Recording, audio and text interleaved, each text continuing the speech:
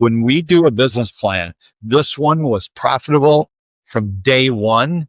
This one was profitable from day one. Both restaurants are still open, doing huge volumes, and they're very profitable. But the bulk of our clients enjoy a profit percentage substantially north of 8, 9, 10%. Some are close to 20%. Welcome to The Bottom Line, the podcast that brings you real stories behind real restaurants. In each episode, we explore the decisions, systems, and stories behind the most successful restaurants out there in the market. No fluff, no hype. Just real operators, real challenges, and real advice from people who know how to get results. Let's get to the bottom line. Hello everyone, thank you very much for joining me today in the Bottom Line podcast, the real stories behind restaurants. And today I have a restaurateur and a fellow restaurant consultant, Kevin Moll, founder and owner of Restaurant Consulting Services. Kevin, thank you very much for joining me today. Great to be with you, Naki. Awesome. Kevin, you were a restaurateur and you learned so much and now your passion is helping restaurants. Correct. Naki, I've been in the industry for 40 years, actively consulting with clients nationwide. We do some overseas work as well, international work.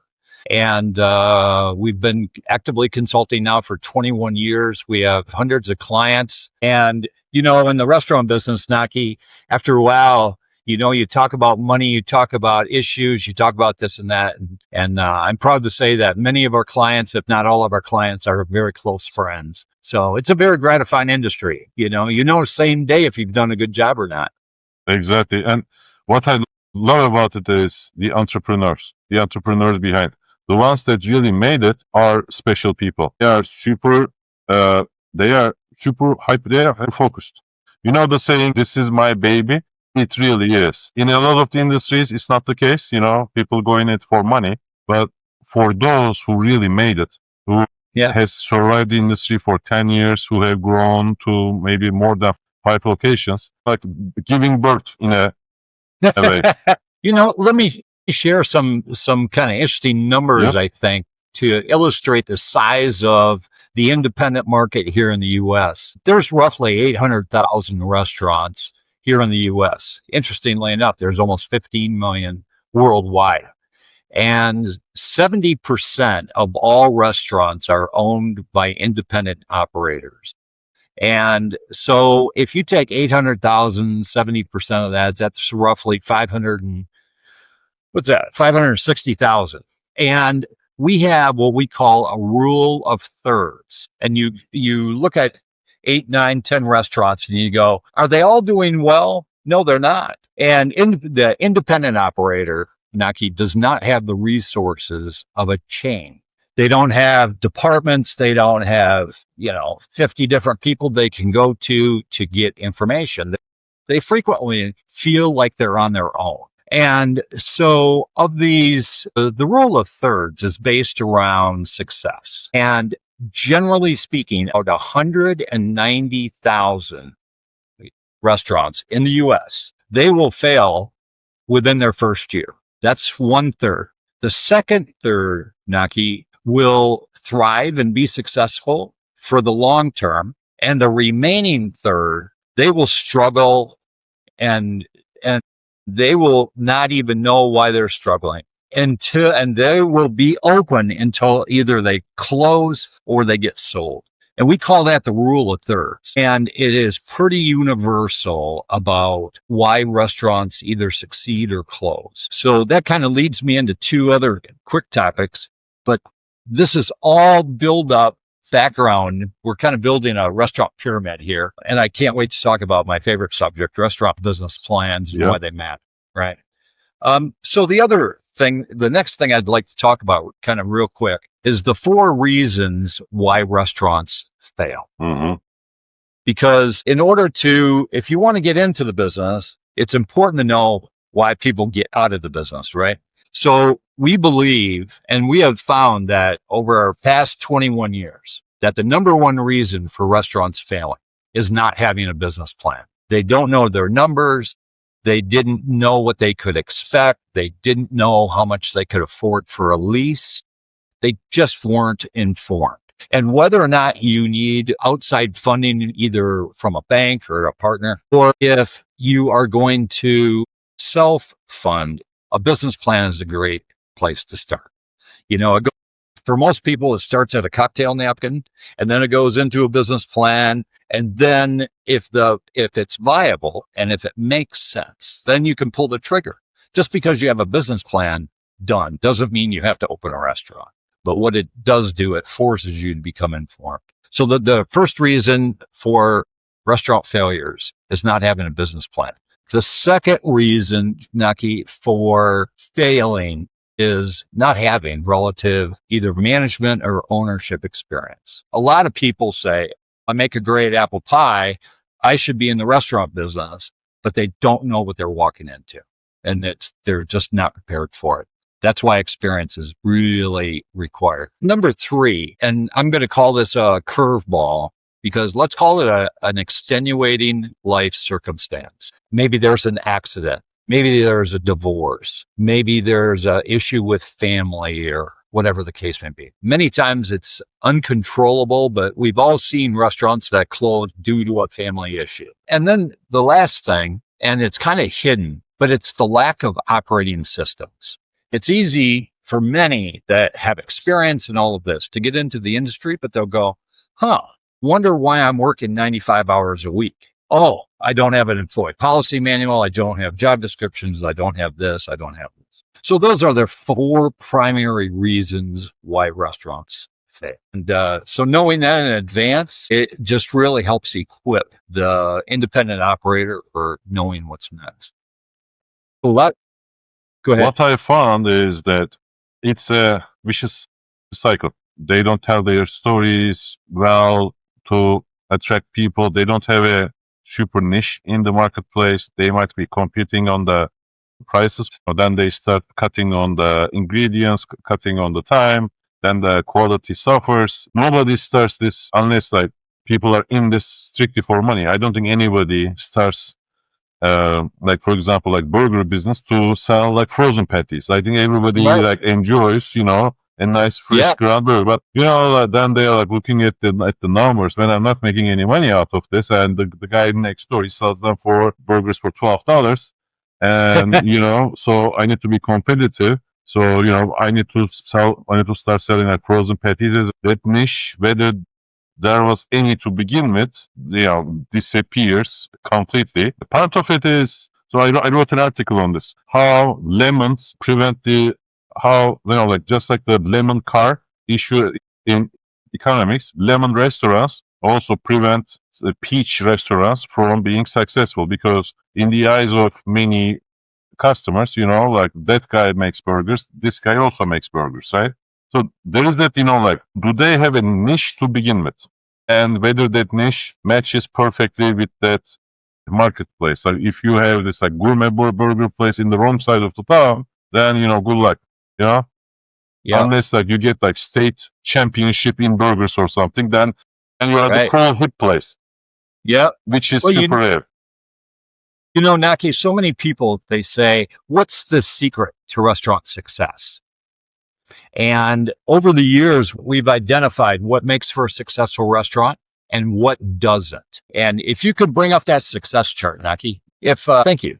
If you envision that there's 2 scales, look at the top left, there's fun and food. And those are how we're ranking a restaurant. And so fun means a smile, means engagement, it means educational experience, music, ambience, decor. Right. It's got to be a fun experience, something you can't get at home, right?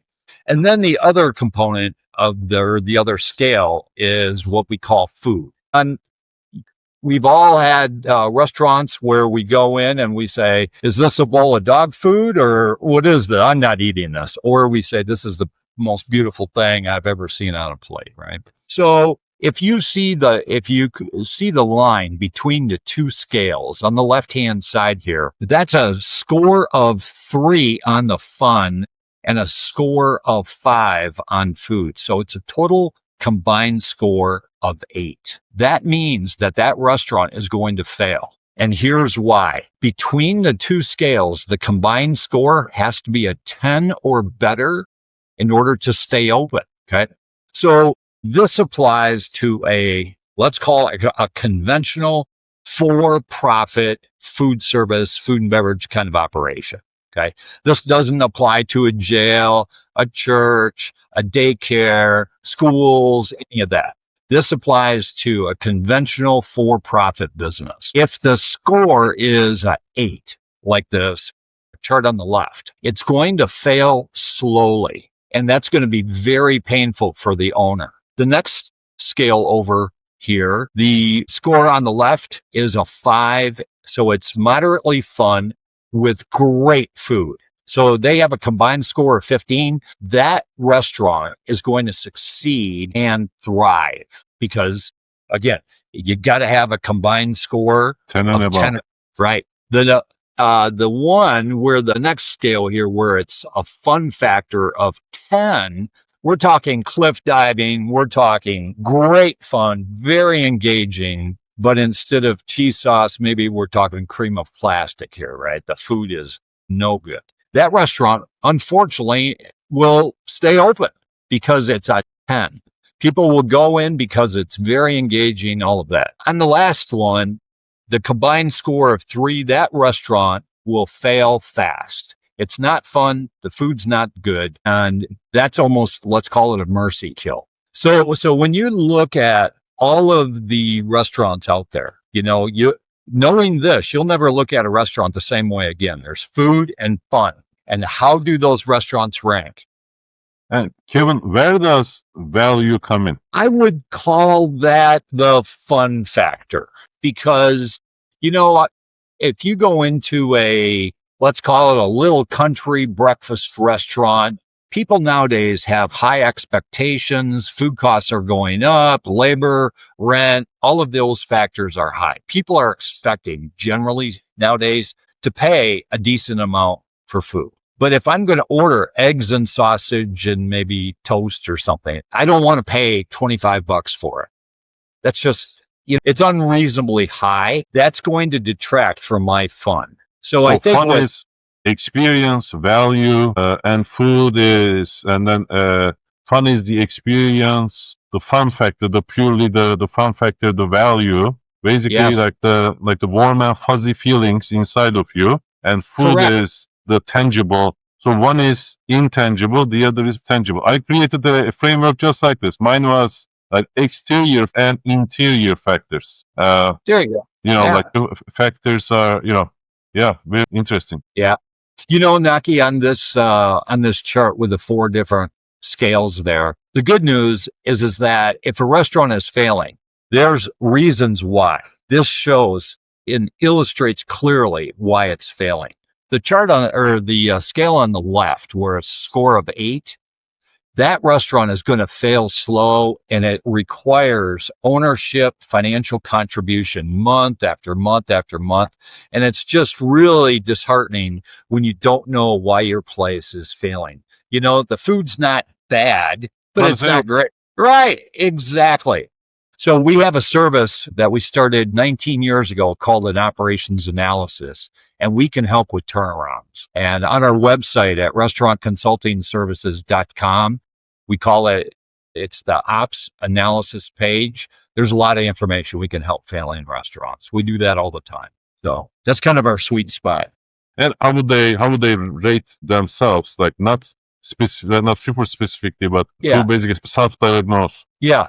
I think what tool is readily available for a restaurant owner is to use, or even, of any kind, is to use this chart and look at it objectively from the guest perspective. As owners, we think, this is going on and this is going on, but it's customers don't understand me, don't understand the concept or something. Right.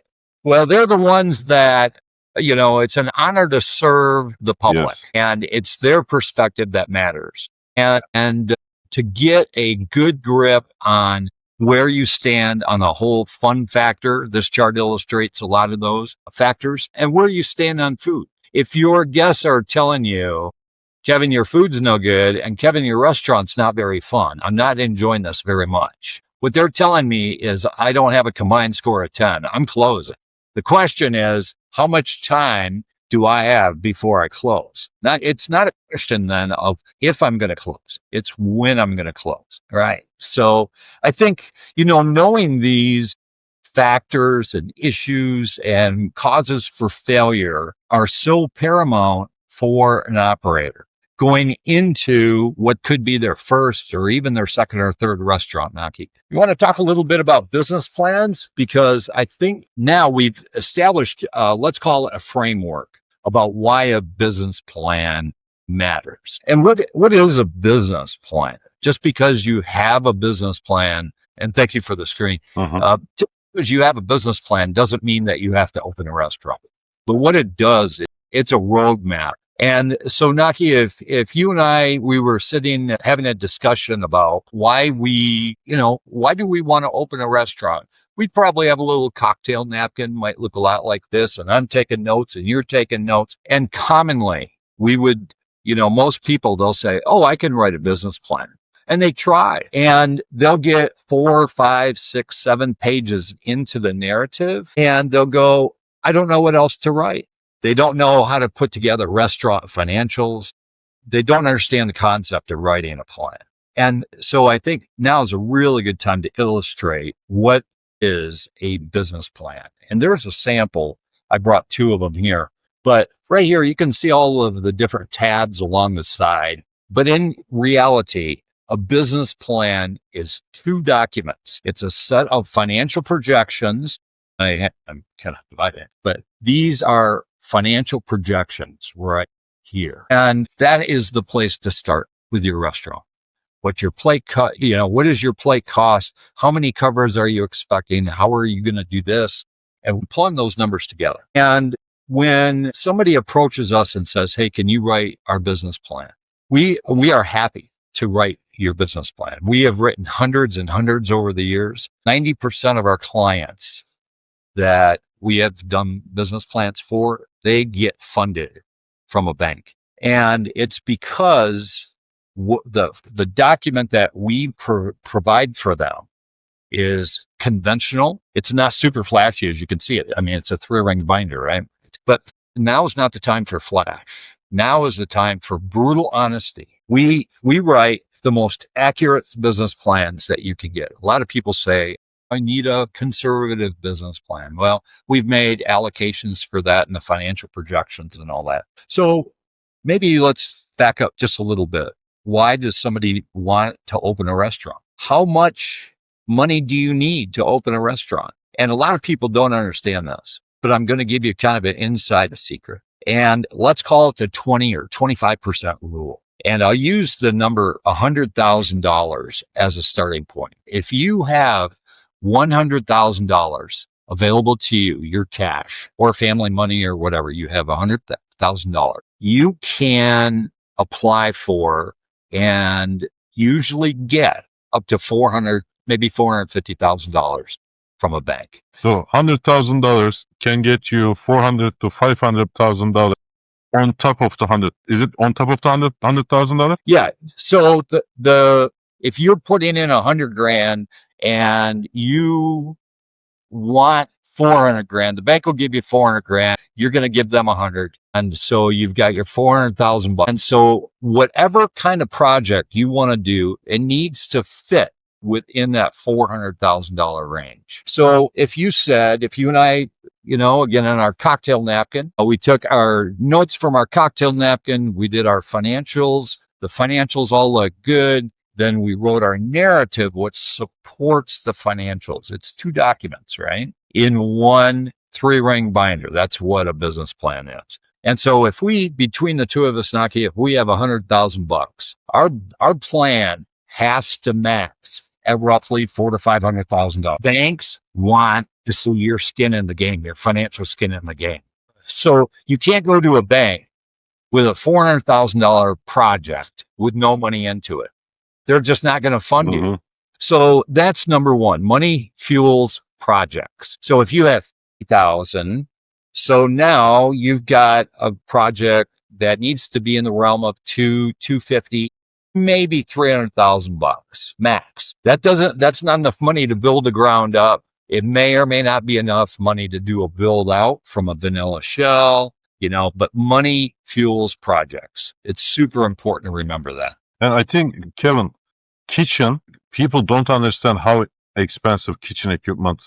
People outside the industry, or if you're like a front of the house person, want to open up your own restaurant, like those people may not know how expensive the build outs could be. It doesn't even have to be like a full build out, innovations. Everything costs significant bit of money. Like you need to go into the space, even in a second generation place, like Yep. everything is going to cost a significant chunk of change, and all of these can throw a wrench in all of these plans. I think like you guys have detailed. Can you basically give them the costing of like they give you the concept, and can you give them like this is approximately it's gonna cost you $100,000 of I think that is probably going to be a huge boost to the business plan aspect of it, because if you ask an entrepreneur, unless they are basically a chef or something, that they can design their own kitchen and then go to the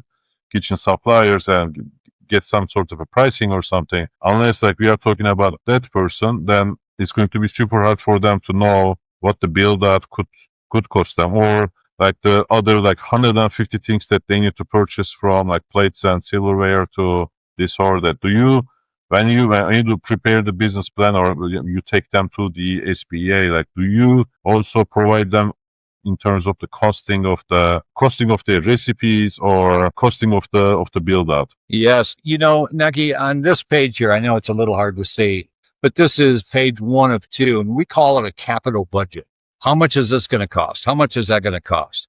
Ultimately, all of those numbers added up, including your pre-opening expenses, your lease deposits, china, glassware, flatware, kitchen equipment, operating capital, contingency, cost overruns, phone system, all of those things. Your food inventory. How about if you're taking over an existing lease, if you're buying in an existing place? So that's all considered capital budget. What is this project going to cost? And so you've got your lease, you've got your pre-opening expenses, your legal, your liquor license. You've got a lot of costs built into that.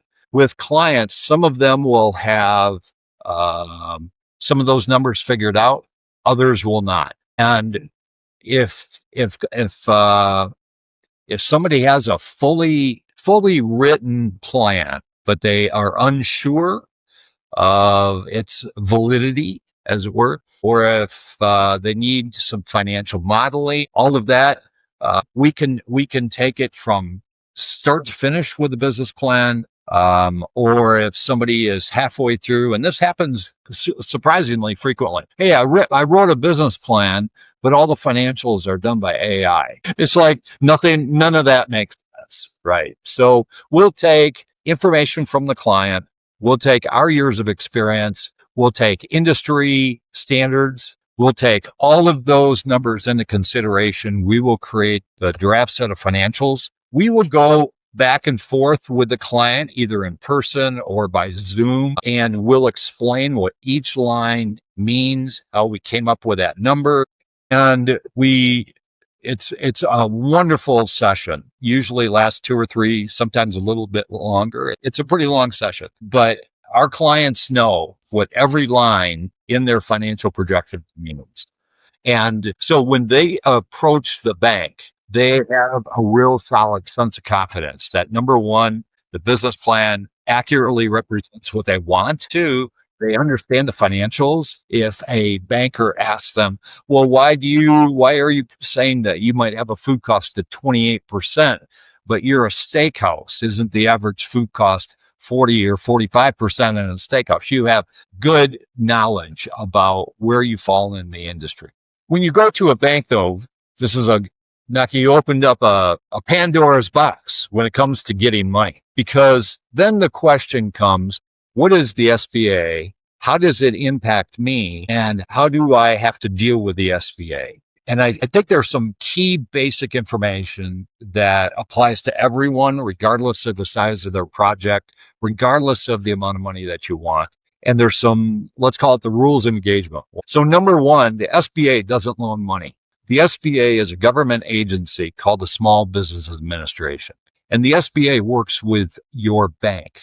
They don't work with credit unions, and they may not work with real small local banks. Mm-hmm.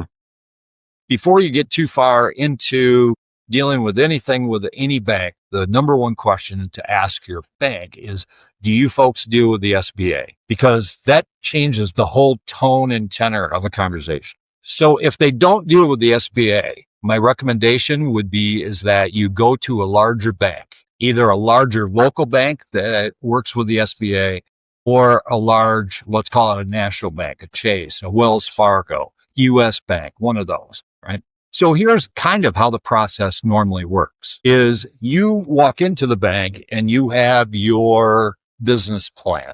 I'm going to show you another one here to kind of illustrate. In fact, both of these restaurants, we did both of their business plans. Both clients got funded and both restaurants are open and thriving. So this is a business plan. This is the document that a bank needs. This document is called a feasibility study business plan. When you're dealing with a bank, they don't need a feasibility study. What they need is a business plan. The SBA requires a feasibility study on their checklist. So when you go to the bank and you say, hey, my wife and I, my partner and I'm looking at opening a restaurant and here's my business plan, the bank will likely say, okay, thank you. Give us a day or two. We'll look it over. And the first thing that they're going to do truly is they're going to go right to the financials to see if you have included loan payments on your SBA loan. Loan payments on your SBA. In the financials. In the financials, right. If so you that's no. Well, it means that you don't intend to pay them back. Yeah, get the money. Thank you, government. Correct. They're looking for equity. They're thinking that you might be thinking an equity loan, what you're looking at, or equity investment, but the bank wants their money back, right? So on the SBA checklist, they require two documents, a feasibility study and a business plan. And if you go in with just a business plan, there's a 50% chance, greater than 50% chance you won't get funded. Because here's what happens. You go in, you give your document to the loan officer, who commonly is the interface person between the bank and the SBA, right? And they're going to look at your plan for $6 million or $200,000, doesn't matter. And they're going to say, oh, nice business plan, but we really don't want to fund it.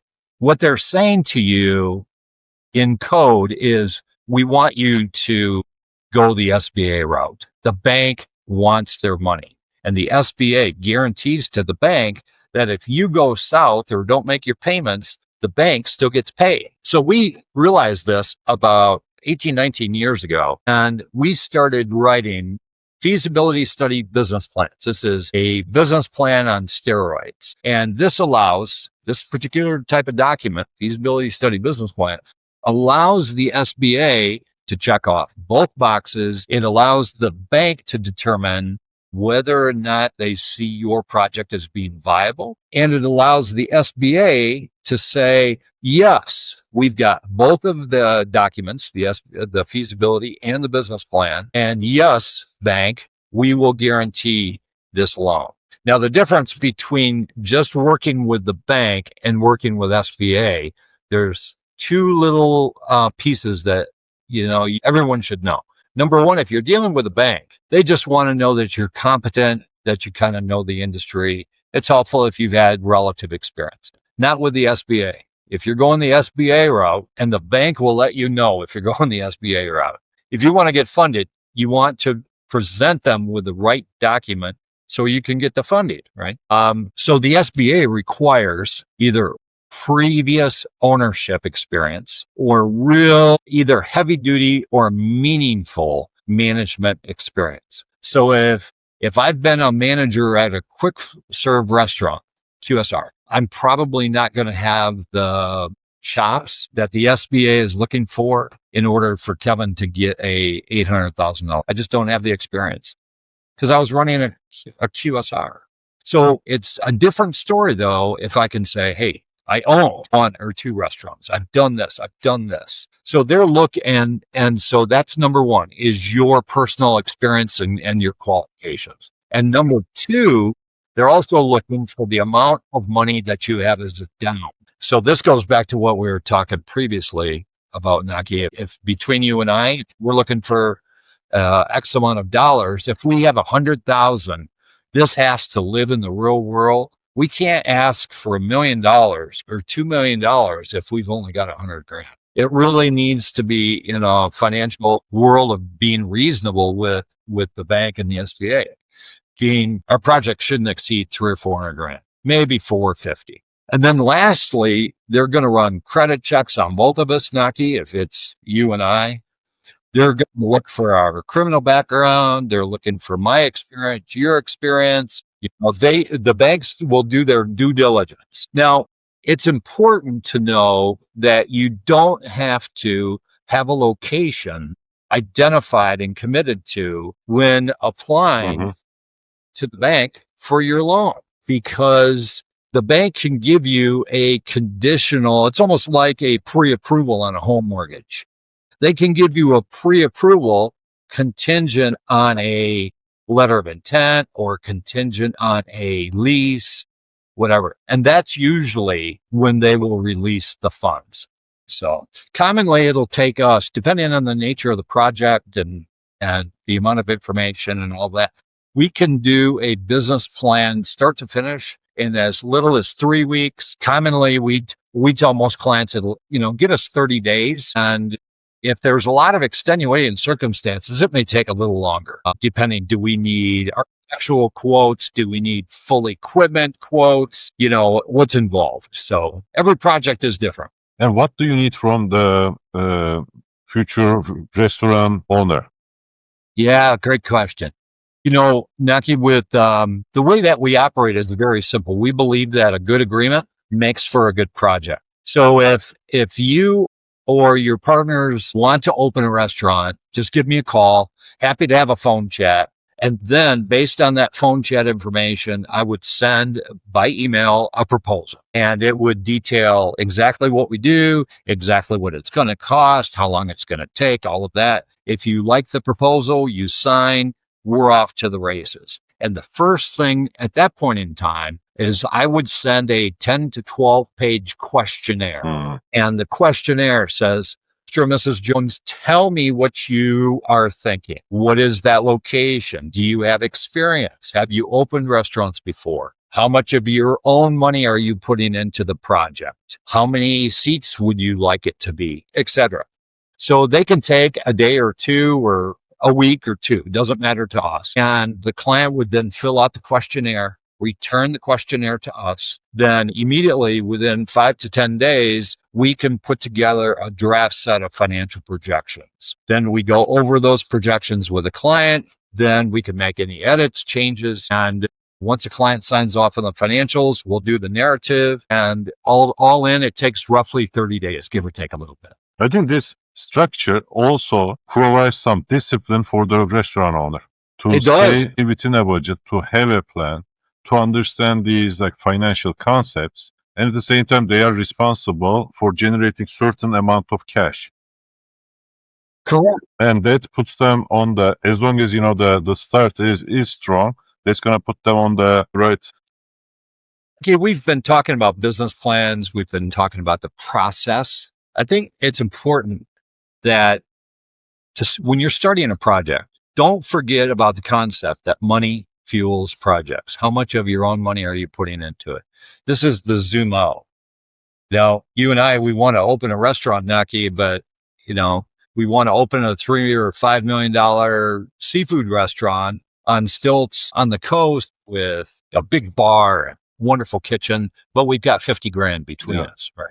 We can't do that. Dreams don't fuel restaurants. Right. So we need to live in the real world and understanding not how much money you have, but how much of your own money are you willing to put into a project? So much of it starts right there.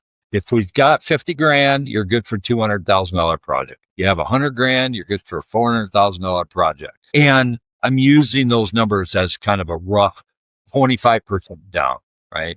So, And Kevin, what kind of rates do your clients usually get from the SBA? I mean, it depends on the person's credit, but it does. Naki, what's kind of the range? yeah. And the range changes all the time. And when you apply to the bank for an SBA loan or a bank loan, all of those numbers are totally negotiable. One bank might quote you one rate. You could go to another bank. They will quote you another rate, another bank. We had a client recently.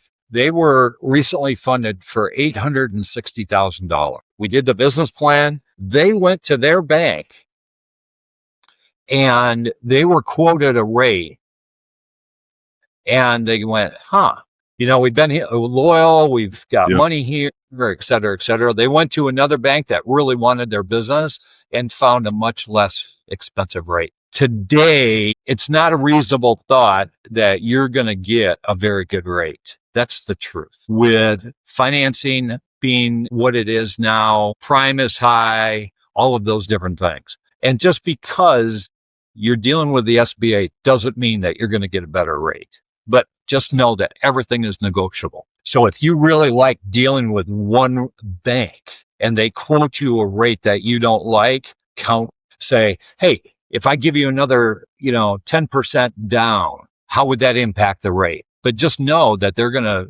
are going to know your credit score. They're going to know your background. They're going to read every word of your business plan before they talk rates. Yep.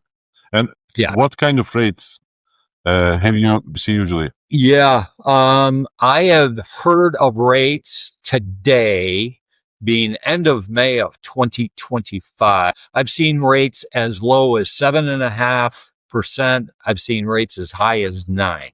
And what kind of a profit margin would a restaurant need to generate to pay back this sort of a loan? Which is, Great question. They need to be on top of their game, right? Generally, at least like 15%, 12 to 15% probably. Yeah. To just basically be cash flow neutral, which then forces them to be on top of their game. You're right. Naki, I'll share real quick. There's an industry standard. People call it different things and all that, but I'll call it prime cost. Right. And when you take $1 of sales, the question is, where does that money go? 65% of that, or 65 cents of that dollar goes to food, beer, liquor, wine, payroll, and payroll taxes, or 65% just for that cost of goods. Then 15% goes to operating expenses, things like repair and maintenance, insurance, advertising, those types of things. 15%, 10% for rent, and 10% profit. And that's where the numbers go. And so if you are saying to yourself, oh, I can make $100,000 a year. No, here's a better one. If my rent is $10,000 a month, I have to do $100,000 a month in sales.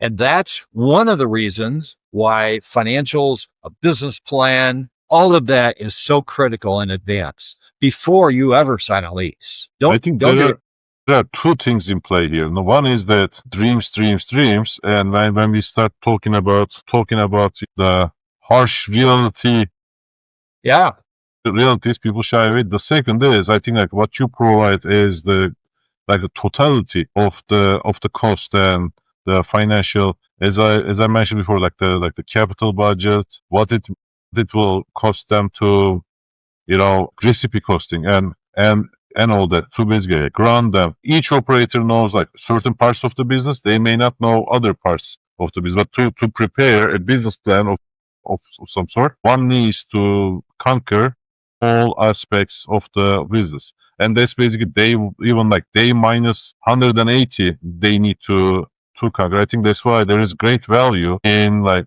working with you in getting the business plan done, given the average restaurant profitability according to the National Restaurant Association is only 5%. My worry is these rates basically far surpass Yep. and the loan repayment. I mean, average is 5%, which includes, full service restaurants. Full service restaurants have lower profitability. Quick service is more like 15%, right? And these are average numbers. One needs to basically surpass the average restaurant in their first year or so to basically, get the funding and be successful and to be able to repay the loan and all that time, which is a hard endeavor for the folks. I think like basically like your company provides them with provides these like new restaurants with ongoing support. You get them, you do the business plan, you get them funded, but they are in operations now, right? And because like hospitality is like 98% human Yes. driven, and I want to say this, like McDonald's have like custom equipment, right? Like so they don't need people to be like super skilled or something. But independent restaurants, we rely on people to do the cooking, but we don't give them the training.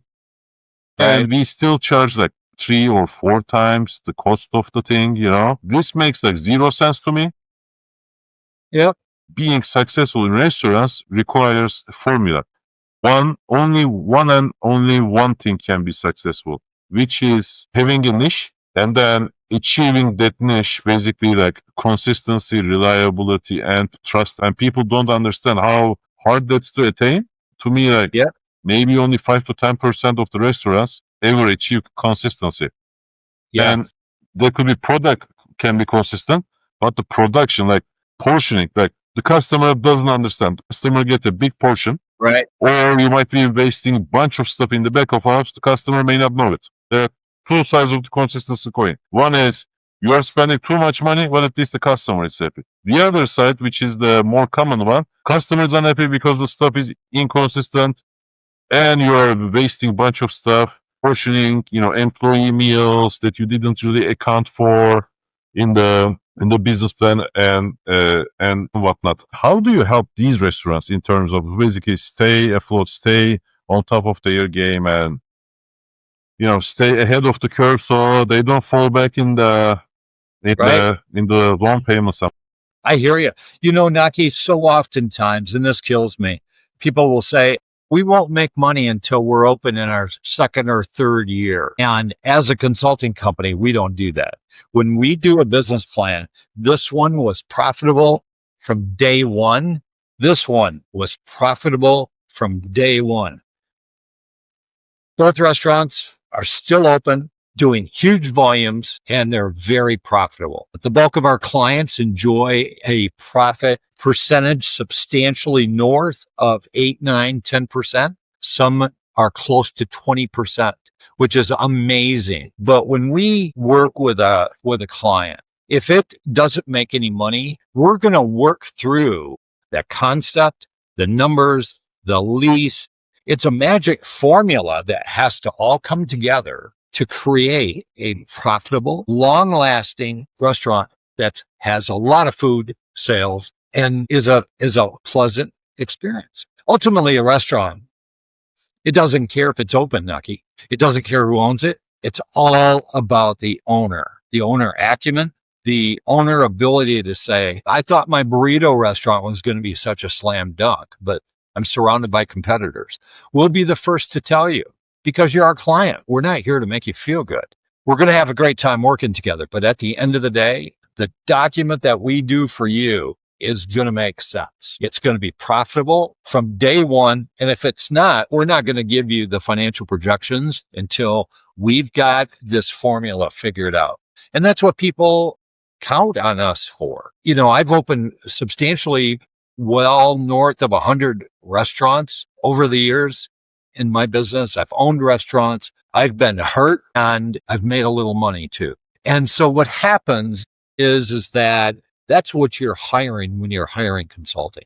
You're hiring all of the experiences to protect your interest. And when I say that the restaurant doesn't care, it really doesn't care if it's open or closed or who owns it. A restaurant is like any other business, it's a tool for the owners to get what they want.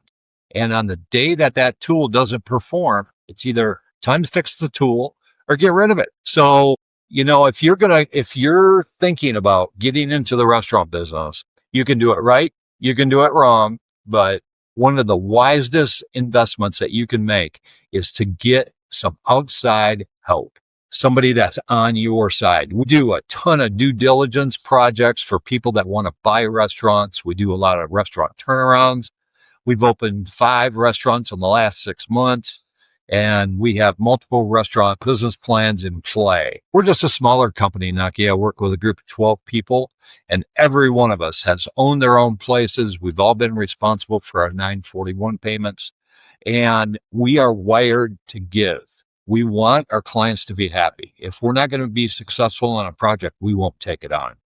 And So, Kevin, what specialties do you help restaurants with? Like business plan and SBA side covered. Every operator knows certain aspects of the business in essence. And I think like why I do these like podcasts is be aware of what else is also possible. And then you need to plug the skill gap with either somebody that you hire that you know is going to give you what you need, or bring a consultant from the outside world, but someone that guarantees you the results like Kevin does. Yeah. What specialties do you help? There's everything related to pre-opening. So it's concept development, it's the funding. So if you want money, unless you're self-funding, and even if you're self-funding, you need a business plan to validate what you're doing makes sense. So now it's after that, it is get the money, right? Just because you have a business plan, it's going to take a little work to get money. If we work together, 90% of our clients enjoy funding. So now, just to recap, it's concept development, business planning, funding. Then from there, it's site location. It's all of those things built on a framework or a sandbox of our lease cannot be more than $5,000 a month. We need a 2,300 square foot restaurant. Are we going to have a bar? Are we going to serve food at the bar? Do we require a patio? How about a drive-through? All of those things were taken into consideration when we did the business plan. So now it's the lease. Then once the lease is signed, then there's, for most places, between 250 to 400 tasks that have to be accomplished prior to opening. Somebody's got to do that. We can do it. You can do it. But somebody's got to get those tasks done. And usually that includes us. We will commonly act as a project manager, and we'll keep the project on track. And as an owner, we'll be responsible for administrative things. So every project like that is different. Others just require a little bit of coaching. Or if you say, I have a great job, I don't want to leave my job, but I'm opening a restaurant, we can do a turnkey project too. Obviously, it costs more because it takes more time. And as it pertains to construction, we do. You work nationally. Correct, Denver. If I have a project in California or in Florida, yes, would you help finding the right construction GCs and architects and whatnot? We absolutely can. What we would do is via a proposal that I would provide. At that point in time, the proposal will say, okay, these are the services that are included. So if you want to open a $4 million restaurant, that's a sizable commitment, then who's doing this? Who's doing this? Who's doing this? Naki, people that are opening restaurants, they're going to say, hey, I've got the kitchen, but I don't know how to do everything else. That's fine. We're happy to help them do everything else. If they say, hey, I'm great behind a bar, I know a lot about wine and alcohol service, all that, that's great. We'll take care of everything else. We recently opened a restaurant in Wyoming. It was a large building, 8,500 square foot, and there were a couple of different floors and all that.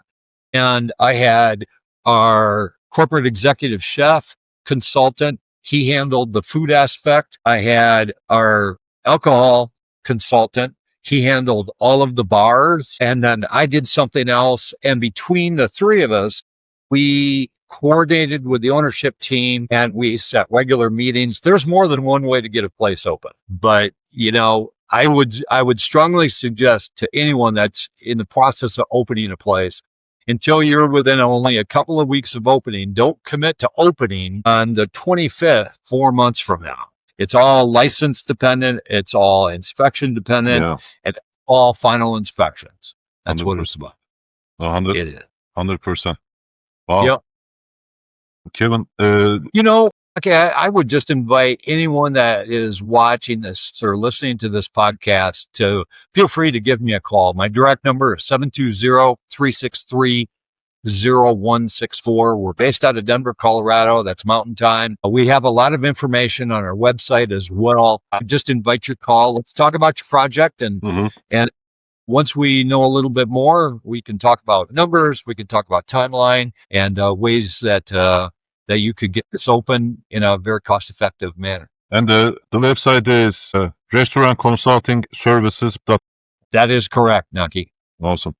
Kevin, thank you so much for everything that you are doing for the industry. It's been a blast speaking with you. Wealth of knowledge and information. Thanks for sharing what you know with the audience.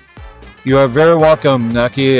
Here's to your continued success and to the success of all your listeners. Thank you, Naki. Have a good day. All right. Bye-bye. Thanks for tuning in to The Bottom Line. If you found value in today's conversation, make sure you follow, share, and leave a review. Have a question or need a professional's opinion? Then be sure you reach out using the links in the show notes below. New episodes come out every other week, and until then, we will see you next time.